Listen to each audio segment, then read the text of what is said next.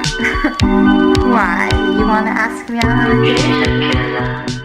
Hey guys, happy Friday. Today I'm going to be showing you how to paint Ghostface. Go ahead and prep your nail and let's get started. So right now I'm starting with sketching out my design. You don't have to do this, but it does help, especially if you're a beginner. If you do decide to sketch out your design and the nail you're painting on is going to be worn like a press-on or acrylic, make sure you apply a background color first so that the pencil doesn't show through the back. Doesn't look cute, lol. I'll show you an example of it later in the video. Now let's start painting. Using any white gel polish, start filling in the shape of the face. Take your time. You can choose to fill it in all the way or just leave the shape of the eyes, nose, and mouth blank.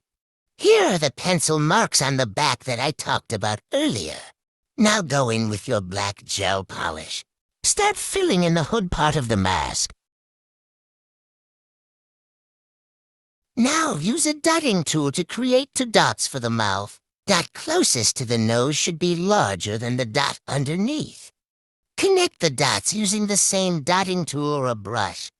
For the nose, start with 2 dots and bring them together to make an upside-down heart. For the eyes, start with a large dot and a small dot like the mouth. With a brush, make a slight curved line to connect the dots. The eyes should end up looking like 2 jelly beans. This next part is optional as well. Using black, white, and base gel polish, I'm going to make some gray for the shading.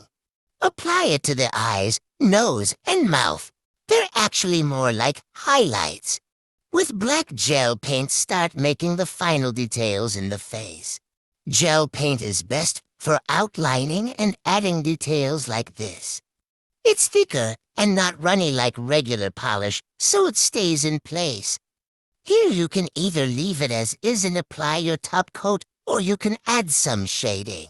I just darkened the gel a little more.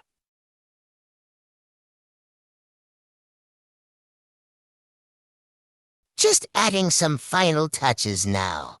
Touching up the black. Again here, you can top coat and be done.